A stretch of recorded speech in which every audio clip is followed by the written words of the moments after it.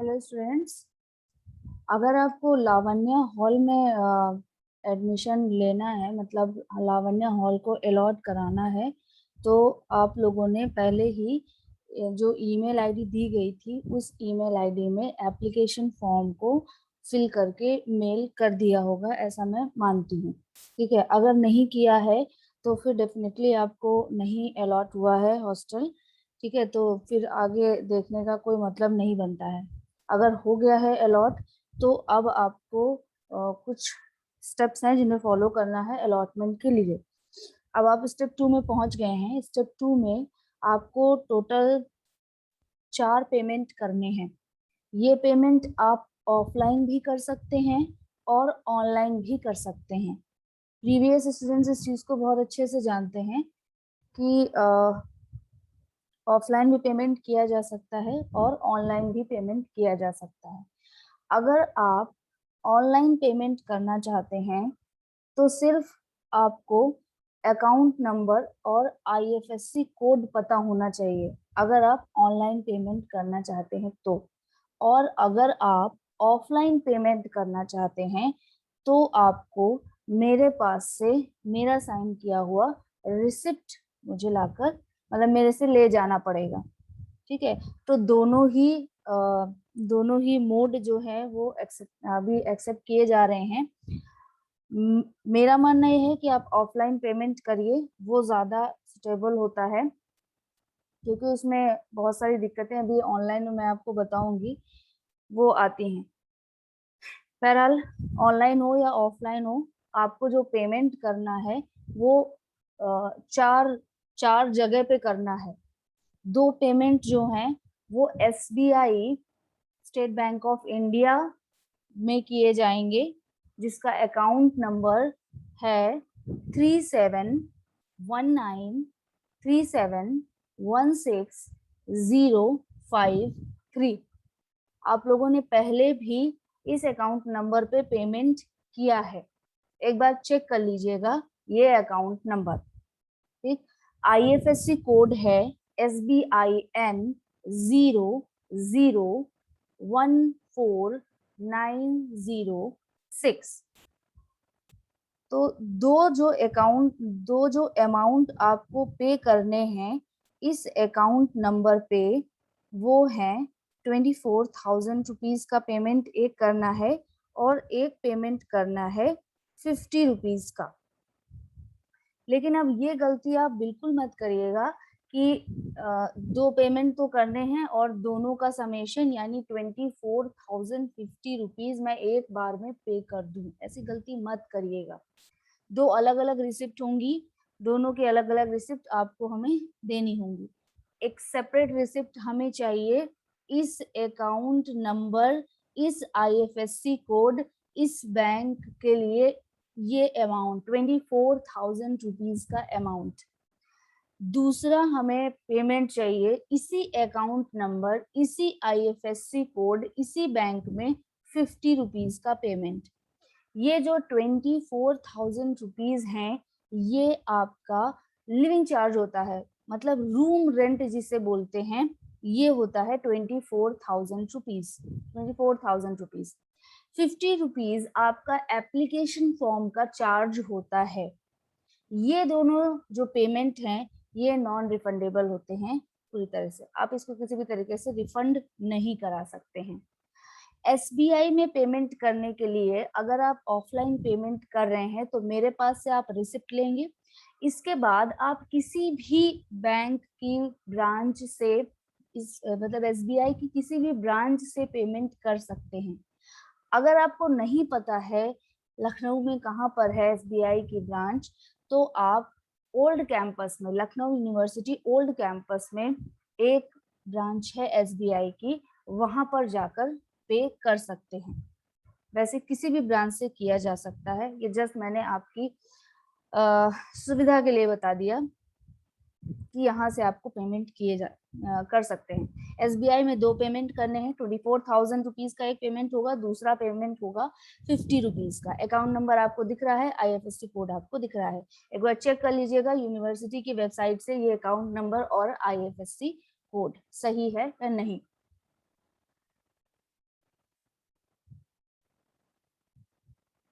जो दूसरा अमाउंट आपको, तीसरा अमाउंट जो आपको पे करना है वो है 7,000 रुपीज।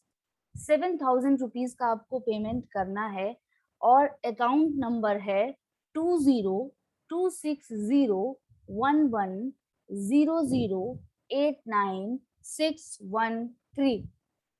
IFSC कोड है UCBA 0002026। बैंक का नेम है यूको बैंक। इसी बैंक में, इसी IFSC कोड में, इसी अकाउंट नंबर पे आपको 2 पेमेंट करने हैं।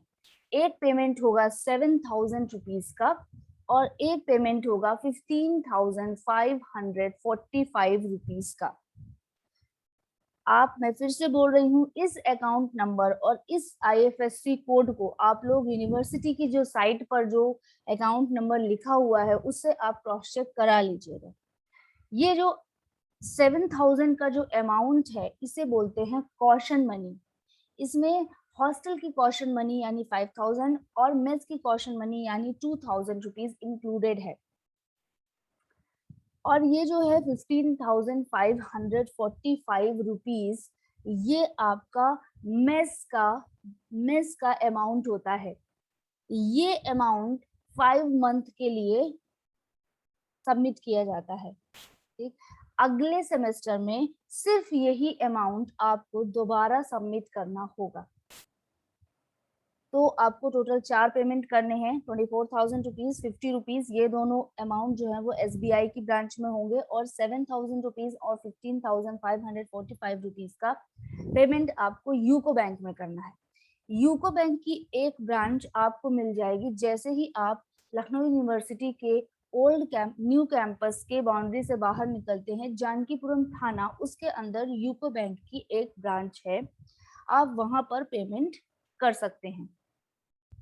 ध्यान रखिएगा कि SBI और यूको बैंक में कौन सा पेमेंट किस बैंक में करना है। अगर आप इधर उधर पेमेंट करते हैं तो फिर वो रिफंड नहीं हो पाएगा, फिर पता नहीं आपका क्या होगा। जो भी ये पेमेंट है ये किसी भी ब्रांच से किए जा सकते हैं। ऐसा कुछ नहीं है कि मैंने जो बताया SBI की ब्रांच जो मैंने बताई ओल्ड कैंपस में या यूको बैंक की जो ब्रांच बताई न्यू कैंपस के पास, उसी में करना है। आपका जहां से मन करे आप वहां से करिए। एक बार आपने फीस पेमेंट कर दिया उसके बाद आपका सेकेंड स्टेप पूरा हो जाता है। थर्ड स्टेप में आपको हॉस्टल अलॉटमेंट का फॉर्म भरना है और उसके सभी रिसिप्ट लगानी है, डॉक्यूमेंट्स लगाने हैं। ये स्टेप 3 में होगा। तो सबसे पहले जो आपको अलॉटमेंट का जो फॉर्म भरना है उसके बारे में जान लेते हैं। ये फॉर्म आपको हॉस्टल से मिलेगा। ये फॉर्म वैसे तो आपको अवेलेबल है यूनिवर्सिटी की वेबसाइट पे भी, आप चाहो तो वहीं से डाउनलोड करके इसे फिल करके ला सकते हो। हॉस्टल आएंगे तो आपको हॉस्टल पे भी मिल जाएगा। इसमें क्या क्या चीजें फिल करनी है वो मैं आपको बता देती हूँ। देखिए, यहाँ पर आपको अपना फोटोग्राफ, रिसेंट फोटोग्राफ पेस्ट करना है। यहाँ पर आपको नेम लिखना है, यहाँ पर हिंदी में नेम लिखना है, यहाँ पर इंग्लिश में नेम लिखना है और कैपिटल लेटर्स में लिखना है, स्मॉल लेटर्स में नहीं। यहाँ पर इस ब्लॉक में आपको क्लास और सब्जेक्ट लिखना है। जैसे कि अगर आप बीटेक में कंप्यूटर साइंस एंड इंजीनियरिंग में 3rd ईयर में हैं तो आप लिखेंगे BTech computer science and engineering 3rd year, और सेमेस्टर कौन सा है आपका 5th सेमेस्टर। ये पूरा आपको लिखना है। आप कौन सा कोर्स कर रहे हैं, बीटेक है, MCA है, BCA है, कौन सा कोर्स कर रहे हैं, कौन सा ब्रांच है आपका, कंप्यूटर साइंस है, CS है, मतलब CS है, सिविल है, मैकेनिकल है, इलेक्ट्रिकल है, EC है, कौन सा जो भी आपका ब्रांच है वो डालेंगे, ईयर कौन सा है ये डालेंगे और आपका सेमेस्टर कौन सा है ये भी मेंशन करेंगे। रैंकिंग इन क्लास, ये जो कॉलम है ये सिर्फ फर्स्ट सेमेस्टर के लिए होता है। फर्स्ट सेमेस्टर के बाद आप चाहें तो इसे ब्लैंक छोड़ सकते हैं, या फिर अगर आपको ध्यान हो कि फर्स्ट ईयर में जब आपका एडमिशन हुआ था उस समय आपका यूपीएसडब्ल्यू वाली रैंक क्या थी, तो वो रैंक आप यहाँ पर डाल सकते हैं। अगर नहीं ध्यान है तो इसको ब्लैंक छोड़ दीजिए। इसके बाद आपको अपनी आईडी बतानी होगी, आधार नंबर यहाँ पर लिखना होगा, अपना ईमेल एड्रेस लिखना होगा। ईमेल एड्रेस आपको जो यूज करना है वो ऐसा ईमेल एड्रेस होना चाहिए जो वैलिड हो, जो आप यूज करते हो और जल्दी उसका बंद होने का कोई चांस ना हो जब तक आपका कोर्स पूरा नहीं हो जाता तब तक। नेशनैलिटी इंडियन है, अगर इंडियन नहीं है तो जहाँ की भी नेशनैलिटी है वो आपको मेंशन करनी है, वैसे तो इंडियन ही है लगभग सभी स्टूडेंट्स का। डेट ऑफ बर्थ आपको मेंशन करनी है, ये डेट ऑफ बर्थ आपकी हाई स्कूल की मार्कशीट में भी होनी चाहिए। ब्लड ग्रुप आपको अगर पता है तो मेंशन कर दीजिए, अगर नहीं पता है तो ब्लैंक छोड़ दीजिए। फादर्स नेम, यहाँ पर आपको अपने पिताजी का नेम लिखना है, फुल नेम लिखिएगा, शॉर्ट फॉर्म यूज मत करिएगा। मदर्स नेम, अपनी मदर का नेम लिख दीजिए, अगेन वही फुल नेम लिखिएगा, शॉर्ट फॉर्म यूज मत करिएगा। यहाँ पर आपको परमानेंट एड्रेस लिखना है पिन कोड के साथ, फोन नंबर भी मेंशन कर दीजिएगा और पास में पुलिस स्टेशन कौन सा है वो भी मेंशन कर दीजिएगा। अगर आपको नहीं पता है पुलिस स्टेशन कौन सा है तो नेट पे सर्च कर लीजिएगा, आपको पता चल जाएगा। फिर भी नहीं पता चलता है तो मत लिखिए पुलिस स्टेशन, आप परमानेंट एड्रेस लिख दीजिए और उसमें पिन कोड डाल दीजिए, बट परमानेंट एड्रेस जो आप लिख रहे हैं वो सही होना चाहिए। लोकल गार्जियन का एड्रेस लिखना है आपको 7th नंबर पे। Local guardian in the sense जो भी आपके जान पहचान के लोग मतलब हॉस्टल के आसपास या लखनऊ के अंदर रह रहे हैं, उनका आप एड्रेस दे दीजिए, नेम दे दीजिए, उनका फोन नंबर दे दीजिए, एड्रेस में पिन कोड होना ही चाहिए और उनका ईमेल एड्रेस दे दीजिए। आपका फैमिली बैकग्राउंड कैसा है, रूरल है या अर्बन है, मतलब ग्रामीण है या शहरी है, ये आपको मेंशन करना होगा। आप किस कैटेगरी से बिलोंग करते हैं वो यहाँ पर मेंशन कर दीजिए, जनरल है, ओबीसी है, एससी है, एसटी है, जो भी कैटेगरी आपकी है आप यहाँ पर मेंशन कर दीजिए। यहाँ पर आपको ये यहाँ पर लिखना है कि अगर आप यूपी से बाहर के हैं, जैसे कुछ बच्चे हमारे यहाँ यूपी से बाहर के बच्चे आते हैं, तो आपको यहाँ पर लिखना है कि मैं किस जगह का हूँ, उड़ीसा का हूँ, कहाँ का हूँ, ये आपको मेंशन करना होगा, अपने स्टेट का नेम मेंशन करना होगा। इसके अलावा आपको निवास प्रमाण पत्र भी देना होगा, मतलब प्रूफ ऑफ रेजिडेंस भी देना होगा, ठीक है। ये एक एक्स्ट्रा डॉक्यूमेंट देना होगा अगर आप यूपी से बाहर के हैं तो। यहाँ पर आपको फर्स्ट ईयर में जो आपने फीस पेमेंट की है उसका रिसिप्ट का नंबर लिखना होगा। आपने जब फर्स्ट ईयर में जब आप आए थे तो आपने एडमिशन कब लिया था वो भी आपको मेंशन करना होगा, ठीक। अगर आपको ध्यान नहीं है तो छोड़ दीजिए इसे, कोई दिक्कत नहीं है। इसके बाद आपको इस चीज का रिकॉर्ड देना है कि क्या आप इससे पहले किसी हॉस्टल में रह चुके हैं। तो ऑब्वियसली अगर आप सेकेंड ईयर मतलब फर्स्ट ईयर में जो बच्चे रह चुके हैं वो अब सेकेंड ईयर में गए हैं तो वो अब हॉस्टल का विवरण देंगे। मतलब जो स्टूडेंट जहाँ पहले किसी भी लखनऊ यूनिवर्सिटी के किसी भी हॉस्टल में रह चुका है उसका आपको डिटेल देना है। तो ऑब्वियसली आप लोग लावण्य हॉल में रह चुके हैं तो आपको उसका डिटेल देना है। आपको ये लिखना है कि आप किस क्लास में थे फर्स्ट ईयर में जहाँ पर आपने एडमिशन लिया, तो आपने किस हॉस्टल में आप रहे उस हॉस्टल का नेम लिखिए। अगर आप अलग अलग ईयर में अलग अलग हॉस्टल में रहे तो सब लिखिए किस ईयर में आप किस हॉस्टल में थे। प्रीवियस ईयर में आप जिस हॉस्टल में थे उस हॉस्टल में आपने जो फीस पेमेंट किया है उसका आपको रिसिप्ट नंबर लिखना है। यूनिवर्सिटी में आपका जो फर्स्ट ईयर था उसमें आपने कब आपने एडमिशन लिया है ईयर लिखना है। सेकंड इंटरमीडिएट यानी 12th जो है वो आपने किस ईयर में पास किया है वो यहाँ पर ईयर लिखना है, इंटरमीडिएट पासिंग ईयर लिखना है। इसके अलावा जब आप पहले हॉस्टल में रह रहे थे तो आपके रूममेट्स का नेम लिखना है, हॉस्टल का नेम लिखना है, कौन सा रूम नंबर अलॉटेड था वो लिखना है, उस समय आपकी ब्रांच क्या थी ये लिखना है और किस सेमेस्टर या किस ईयर में थे आप ये भी लिखना है। ठीक, इतना सब कुछ लिखना है। अगर आप पहले किसी हॉस्टल में नहीं रह रहे थे या अभी-अभी आपने लावण्या हॉस्टल अलॉट करने का अलॉट करने के लिए एप्लीकेशन दिया है, तो ये पूरा जो सेक्शन जो मैंने अभी बताया ये ब्लैंक रहेगा। इसके बाद आपको अपना फुल नेम लिखना है और सिग्नेचर करना है। यहाँ पर डेट डालना है और यहाँ पर स्टूडेंट का मोबाइल नंबर डालना है। मोबाइल नंबर आप ऐसा डालिए जो कि वैलिड हो, सही से चलता हो। ठीक है, फर्जी वाला मत डालिएगा क्योंकि वो फिर मेरे लिए दिक्कत हो जाता है। ठीक है, तो जब आपने ये पूरा फॉर्म फिल कर लिया, उसके बाद आप इस फिल्ड फॉर्म को जहां पर सिग्नेचर करना है वहां पर सिग्नेचर कर दीजिए। जहां पर मैंने फोटो पेस्ट करने को बोला, यहाँ वहां पर आप फोटो पेस्ट कर दीजिए और उसको लेकर आ जाइए। जब लेकर आएंगे, आपने 24,000 रुपीज का पेमेंट कर दिया, 50 रुपीज का पेमेंट कर दिया, 7,000 रुपीज का पेमेंट कर दिया, 15,545 रुपीज का पेमेंट कर दिया।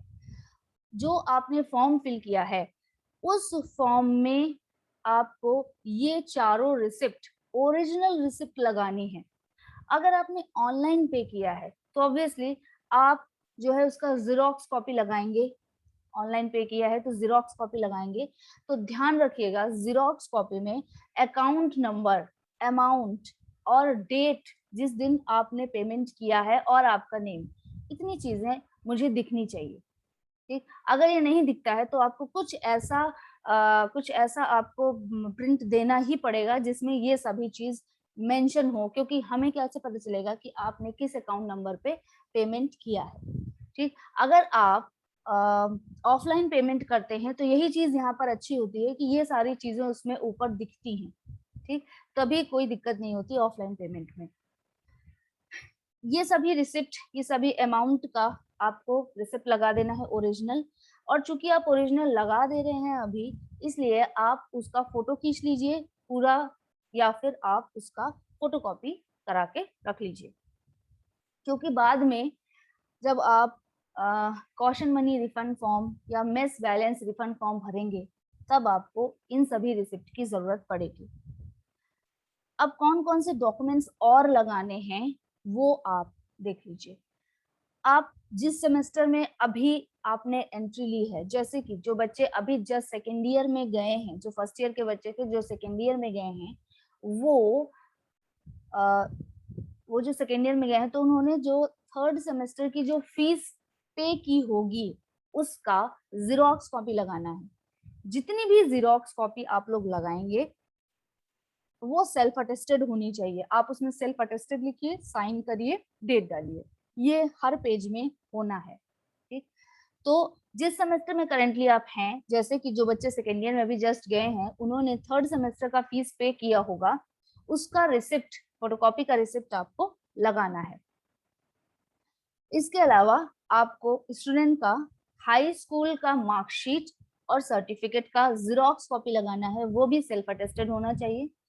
इंटरमीडिएट जो बच्चे डायरेक्ट एडमिशन वाले होते हैं, सेकेंड ईयर में लेटर एंट्री होते हैं, वो स्टूडेंट अपना डिप्लोमा का मार्कशीट एंड सर्टिफिकेट लगाएंगे। और जो बच्चे फर्स्ट ईयर से हैं तो वो अपना इंटरमीडिएट का मार्कशीट एंड सर्टिफिकेट लगाएंगे। ये सभी अटेस्टेड फोटोकॉपीज लगानी है आपको। इसके अलावा जैसे जो बच्चा सेकेंड ईयर में गया है तो उसका जस्ट सेकेंड सेमेस्टर वाला रिजल्ट पब्लिश हो चुका होगा, वो आपको दिखाना है। अगर सेकेंड का नहीं पब्लिश हुआ है तो फर्स्ट सेमेस्टर तो पब्लिश हुआ ही होगा, वो आपको शो करना है। मतलब लेटेस्ट जो रिजल्ट डिक्लेयर हुआ है वो आपको लगाना पड़ेगा। जैसे जो बच्चे अभी थर्ड ईयर में गए हैं तो यानी उनका फोर्थ सेमेस्टर का रिजल्ट आ गया होगा, नहीं आया है तो थर्ड सेमेस्टर का तो आ ही गया होगा, वो लगा देना है। आप स्टूडेंट का आधार कार्ड का सेल्फ अटेस्टेड फोटोकॉपी लगाना है। स्टूडेंट के पेरेंट्स का मतलब मदर एंड फादर दोनों का ही अटेस्टेड फोटोकॉपी लगाना है आधार कार्ड का। अगर आधार कार्ड नहीं है आपके पास तो आप कोई भी एक आईडी प्रूफ का फोटोकॉपी लगाएंगे, लेकिन लगानी जरूर है, आईडी प्रूफ लगाना पड़ेगा। अगर आधार कार्ड नहीं है तो कोई और आईडी प्रूफ आपको लगा देनी है। इसके बाद चूंकि आपने कैटेगरी मेंशन की है, ओबीसी है, जनरल है, एससी है, एसटी है, कुछ भी लगाया है आपने, तो जनरल वालों को कैटेगरी सर्टिफिकेट देने की जरूरत नहीं है। बाकी कोई भी कैटेगरी आप यूज करते हैं तो उसमें आपको कैटेगरी सर्टिफिकेट देना होगा। जनरल ईडब्ल्यूएस वाले बच्चों को भी कैटेगरी सर्टिफिकेट देना पड़ता है। ठीक है, तो कैटेगरी सर्टिफिकेट सिर्फ जनरल वालों को देने की जरूरत नहीं है, बाकी OBC, SC, ST, general, EWS, इतने लोगों को कैटेगरी सर्टिफिकेट भी लगाना पड़ेगा। इसके अलावा स्टूडेंट का मेडिकल सर्टिफिकेट का फोटोकॉपी, ये सभी जितने डॉक्यूमेंट्स मैंने अभी बोले ये सब आपको फोटोकॉपी ही लगाने हैं। सिर्फ जो आपने फीस पे किया है वो ओरिजिनल रिसिप्ट लगेगी, बाकी सब कुछ फोटोकॉपी ही लगेगा। ठीक है, मेडिकल सर्टिफिकेट आपका ज्यादा पुराना नहीं होना चाहिए, विद इन 1 मंथ ही होना चाहिए। उसमें ये लिखा होना चाहिए कि आपको किसी भी तरीके का कोई बीमारी या ऐसा कुछ नहीं है, ऐसा कुछ मेंशन। नॉर्मल जो मेडिकल सर्टिफिकेट बनता है वही मेडिकल सर्टिफिकेट आपको लगाना है। कुछ चीजें हैं जो आपको, अच्छा, ये सभी डॉक्यूमेंट्स लगाकर स्टेपल कर लेने हैं आपको। सीक्वेंस आपको वही रखना है जिस सीक्वेंस में मैंने आपको बताया है डॉक्यूमेंट का, जो सीक्वेंस मैंने आपको बताया है वही सीक्वेंस आपको रखना है। ओरिजिनल डॉक्यूमेंट्स आप सबमिट कर चुके हैं तो ऑब्वियसली आपको सभी जो रिसिप्ट लगाई आपने, जो फीस पेमेंट किया, उसका फोटोकॉपी आपको अपने पास रखना है, क्योंकि कॉशन मनी रिफंड और मेस बैलेंस रिफंड में उसकी जरूरत पड़ती है। अगर आपने ऑनलाइन फीस का पेमेंट किया है तो आपको जो रिसिप्ट आप हमें देंगे उसमें हॉस्टल का अकाउंट नंबर जिसमें आपने फीस पे किया है वो शो होना चाहिए, आपका नेम शो होना चाहिए और डेट ऑफ ट्रांजैक्शन भी शो होना चाहिए। जितनी भी आप जीरोक्स कॉपी लगा रहे हैं, सभी ही जीरोक्स कॉपी ही लगा रहे हैं आप, तो ऑब्वियसली वो सब कुछ सेल्फ अटेस्टेड होने चाहिए और प्रिंट उसका सही होना चाहिए। ऐसा नहीं कि कुछ भी आपने लगा दिया गंदा सुंदर सा प्रिंट। ठीक है, तो जो भी आप लगाएंगे एकदम अच्छा सा प्रिंट लगाइएगा। एक बार आपने ये सारे डॉक्यूमेंट्स स्टेपल कर लिए, आपने अपना जो पेमेंट है वो सब कुछ कर दिया, अरेंज कर दिया डॉक्यूमेंट्स को, साइन कर दिया पूरे डॉक्यूमेंट में, मतलब सेल्फ अटेस्ट कर दिया, तो स्टेपल कर दीजिए और फिर आप मेरे पास आइए। ठीक है, मेरे पास आने से पहले आप अपने रूममेट खुद ही सिलेक्ट करके आइए। 3 रूममेट्स, अभी तक जितना मुझे बताया गया है उसके अकॉर्डिंग 3 रूममेट्स रहेंगे आपके साथ, तो टोटल 3 बच्चे ग्रुप में आइएगा। इस चीज को ध्यान में रखिएगा, जो तीनों बच्चे आ रहे हैं उन सभी का फीस पेमेंट हो चुका होना चाहिए। जो 4 फीस मैंने बोली इनमें से अगर एक भी फीस आपका पेमेंट नहीं हुआ होगा, मैं हॉस्टल अलॉट नहीं करूंगी। इस चीज को ध्यान में रखें, क्योंकि इससे पहले मैंने किया है और मुझे बहुत ज्यादा दिक्कत होती है बाद में, फिर आप लोगों से मैं बोलती रह जाती हूँ फीस पे करो और आप पे नहीं करते बचा हुआ फीस। ठीक है, तो जब तक आप पूरा फीस नहीं पे कर देते हैं तब तक हॉस्टल अलॉट नहीं होगा। तो जो रूममेट आप लेकर आ रहे हैं अपने साथ उन सभी का भी पूरा फीस जो है वो पेमेंट हो चुका होना चाहिए। तीनों रूममेट्स आइए साथ में और मैं आपको तुरंत ही आपको रूम अलॉट कर दूंगी। ठीक है, आप लोग मुझे खोजने में इतना परेशान मत होइएगा, क्योंकि आप लोग भी जानते हैं बेटा मैं टीचर हूँ, तो सीधी बात है टीचिंग जितनी देर का मेरा टाइम टेबल है मैं उस समय पर पढ़ा ही रही होंगी। तो अगर आप मुझे मैसेज करोगे, कॉल करोगे बार बार तो मैं नहीं रिसीव कर पाऊंगी, क्योंकि मैं उस समय क्लास ले रही होंगी। ठीक है, तो आप मुझे मैसेज कर दीजिए एक कि मैम हमारा काम पूरा हो गया है और हमें हॉस्टल अलॉट करवाना है, प्लीज हमको बता दीजिए टाइम, हम कब आ जाएं। ठीक है, तो बस आप जो मैं टाइम बता दूं आप उस टाइम पे तुरंत आप प्रोवोस्ट रूम में पहुंच जाइए। मैं भी हॉस्टल अलॉट कर सकती हूँ और प्रोवोस्ट मैम भी हॉस्टल अलॉट कर सकती हूँ। आपको अपने रूममेट खुद ही खोज कर लाने हैं, मैं अलॉट मतलब मैं आपके लिए रूममेट नहीं खोजूंगी। ठीक है, अगर ऐसा कंडीशन किसी स्टूडेंट का हो जाता है कि नहीं उसको रूममेट मिल ही नहीं रहे हैं, तो फिर उसके बाद पूरा अलॉटमेंट खत्म करने के बाद जो स्टूडेंट्स बचेंगे उनको मैं साथ में रखूंगी। ठीक है, तो इससे अच्छा होगा कि कोई भी अनजान पर्सन आपके साथ रहे, आप अपने रूममेट्स खोज लीजिए, 3 के ग्रुप में ही मेरे पास आइएगा। ठीक है, जब आपका सारा डॉक्यूमेंट्स तैयार हो जाए और आपका फॉर्म फिल हो जाए, डॉक्यूमेंट्स स्टेपल हो जाए, सब कुछ हो जाए, तब मुझे मैसेज कर दीजिएगा कि मैम हमारा काम हो गया है और हमें हॉस्टल अलॉट कराना है। कॉल मत करिएगा ज्यादा, क्योंकि बेटा मैं अगर क्लासरूम में होंगी तो मैं कॉल नहीं रिसीव कर पाऊंगी, फिर आपको लगेगा कि मैं कॉल नहीं रिसीव कर रही, कॉल नहीं रिसीव कर रही, ठीक है। तो मत इसलिए परेशान होना, आप मैसेज कर दो, आप ग्रुप में मैसेज कर दो या मुझे मैसेज कर देना, मैं देख लूंगी, ठीक है।